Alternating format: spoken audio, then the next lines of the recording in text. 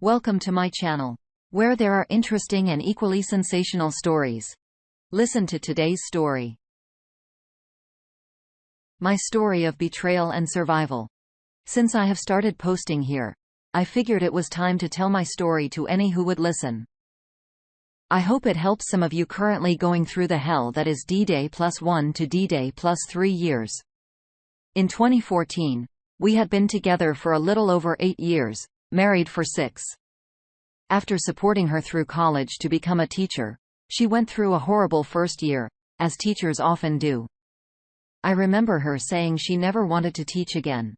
I tried to convince her not to give up after spending 6 years of school. She changed her major twice.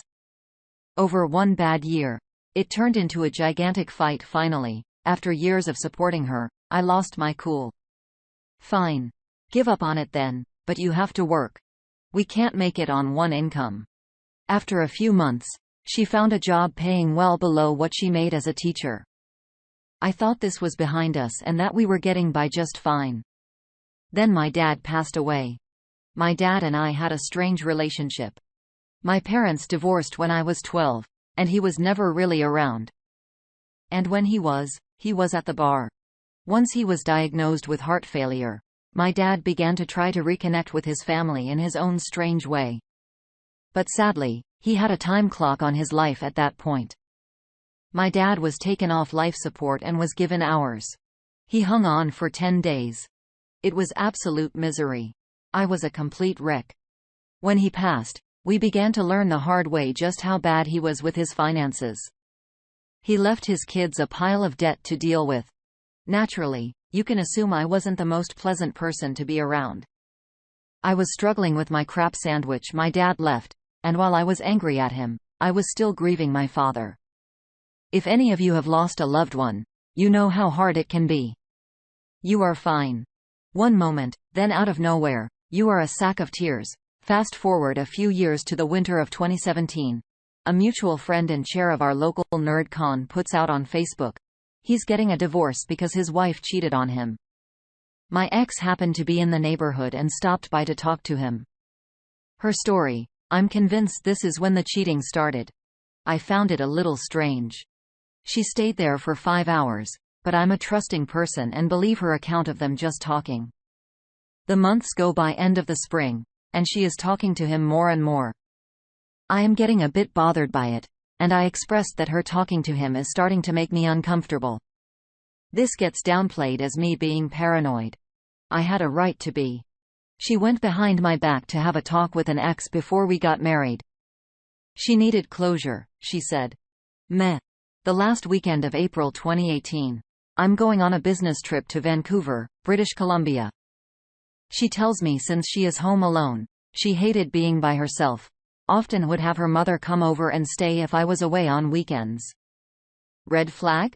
She is going to go out on a totally platonic date with this guy. I am not happy about it. Knowing this guy is vulnerable and it's just not a good idea. She goes anyway. At the time, we had geolocate on our phones in an effort to curb text messaging while driving. So if either one was concerned, they could check the GPS tracker and see that we were on our way home. Her idea, red flag, out of paranoia. I check to see if she is home, and she says, yes. I check the tracker and notice she is still out with him. I tell her I know she's still out and to please go home as it is late. She gets pissed and doesn't talk to me the rest of the night. I try to work through the next day. She says she's again going over to his house. I am pissed at this point and implore her not to go over there. That this guy is vulnerable and I'm worried he is going to make a pass at her. She blows me off and shuts off her GPS tracker. Sunday rolls around and I am on a flight home, and she is suddenly all cutesy and crap. My alarm bells are going off like crazy in my head. Something is wrong. I get home late, had to bum a ride. She was supposed to pick me up, and I find her on the couch, asleep. A week of weirdness goes by, and I am being gaslighted into feeling like I was being overly possessive and paranoid. I find out that weekend that she only kissed him after a long heartfelt conversation. And that she is feeling like our marriage isn't worth saving. I spend 2 days trying everything I can to fix things, Pick me. Dance. She made up her mind. She decides to take the dog for a walk, and out of a moment of ultimate paranoia, I log into her tablet and open her email. That's where I found the underlying profession of love to this guy and how she wants to leave me. I am absolutely crushed. The room's her spinning and I completely lose it. I can't breathe. I call her and tell her that I know. She rushes home and I ask her flat out, "Do you want to be with him?" I think I do. It is at this point I fly into an absolute rage. I tell her I can't be near her right now and need to leave. I go get a hotel room for the night. It is at this point she leaves and goes to his place to spend the night. Knowing she left the dog, I check out and go home to take care of our pup, even though it was completely over. I lay out all our wedding photos, all of the pictures of us from the last 11 years, all of it on the kitchen table. She comes home, and I make her sit and look at the pictures. Don't give up on this. Don't give up on us. Please do not throw away 11 years for someone you hardly know. What she said in response to something that took me years to get over: "You are effed up. The other man has his crap together. I need time to decide," and she leaves. I sit there crushed, knowing it's all over. I noticed she left her tablet on the counter. Logged in. Temptation got the better of me, and I opened her messaging app. "I'm waiting for you in bed." To him. I knew at that point, it was over. I flew into a rage, smashed the wedding photo on the wall, called her and told her to come get her crap. It will be ready for her when she comes by to pick it up. My brother, bless him, I owe him my life, helps me stack up all her crap on the front porch to pick up. Now, I know I could have handled crap better. Hindsight is 20/20. But the woman that I adored made sacrifices for, did everything I could do to keep her happy, had just shacked up with another man.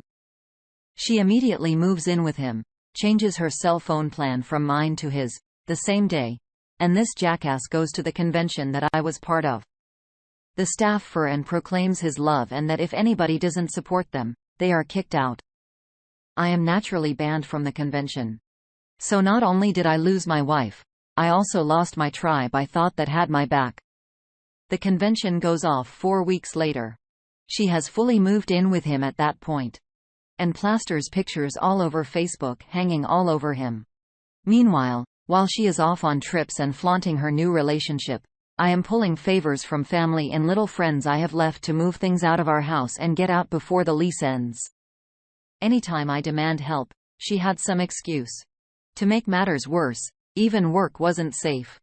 She started a new job the week she cheated at the same place I was working IT help desk lead.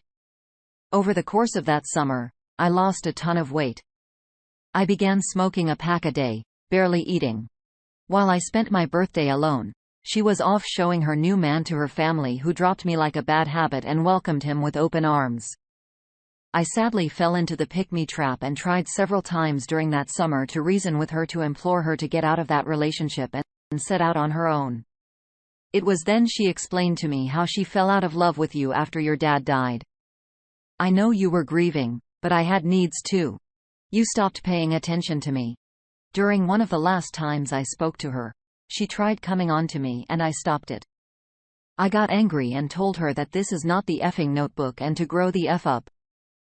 As a final foo, she decides to take the other man on a trip that we had planned together to Ireland in England, the place where my family came from in the 1900s. At this point, I had blocked her and anyone associated with her on social media. So thankfully, I didn't see the trip plaster all over the place. Shortly after that, I finalized the divorce paperwork on my own, and it was done. I haven't spoken to her in person since. 1 or 2 emails to settle some accounts, but other than that, uses her parents as a proxy if there is something she needs. I exercise no contact with her and anyone associated with her. Sadly, that meant many friends who took her side or felt remaining in the convention was far more important than keeping a friendship with me. Throughout this entire ordeal, I found a fantastic therapist. He helped me realize that none of this was normal and I was trying to react the best way I could in an extremely effed up situation. His words I learned through therapy and explaining what happened, that there was nothing I could have done to prevent it. and all her excuses were baseless and not a justification for infidelity. I learned all in all. I have good coping skills, and I did the best I could have given the circumstances. I began working on becoming a better person and trying to let go of all this horrible, awful crap. Taking time for self-reflection, self-care, etc. I remember the last thing he said to me before I stopped seeing him. "There is nothing I have left to teach you.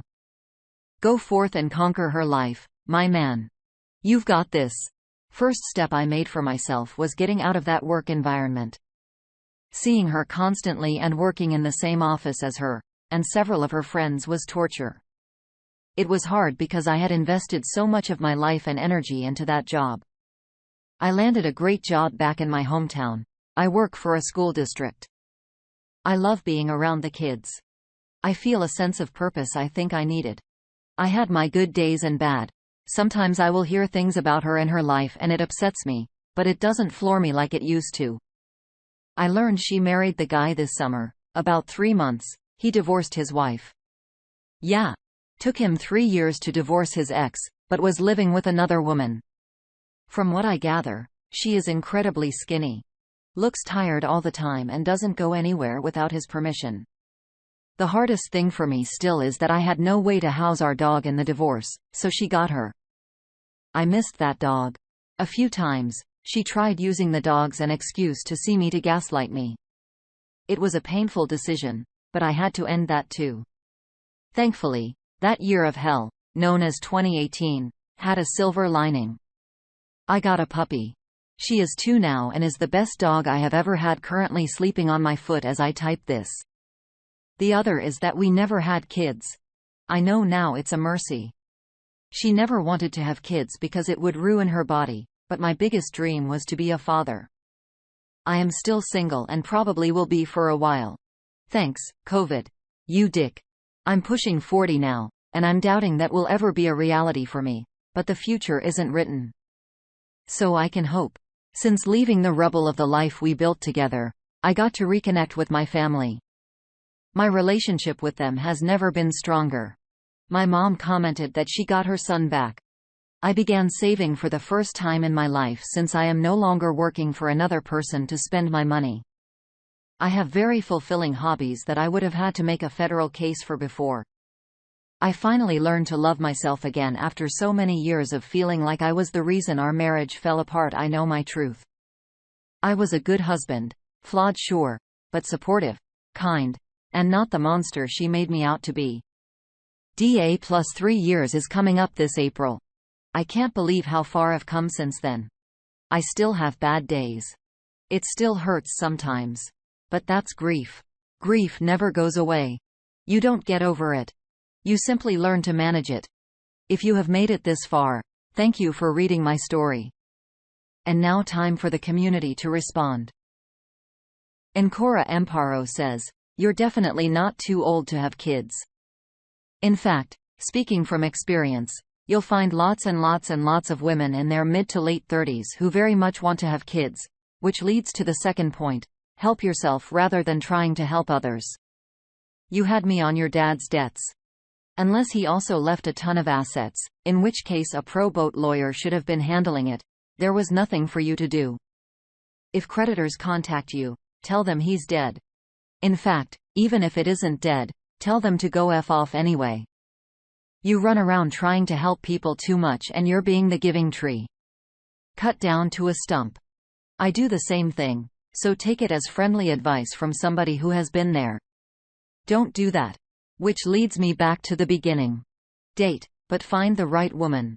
Your bio clock isn't ticking the same as theirs. You have minimum 5 years and really up to 10 more if you want. But I don't think that's a good idea to have kids. And you'll find there are plenty of really good women who focus on careers until they realize they also wanted kids and their bio clocks really are taking. Don't fall for the temptation to save them by quickly making a baby. Find the right person. Good luck. And now, Embarrassed Tax 65.47 closes us out. Your ex sounds like a narcissistic, self-absorbed level 10 jerk. You are definitely better off without her.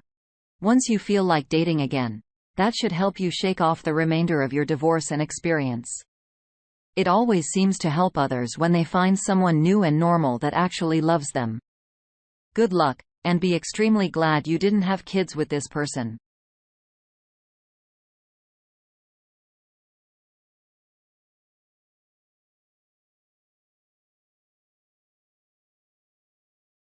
Are you all my personal?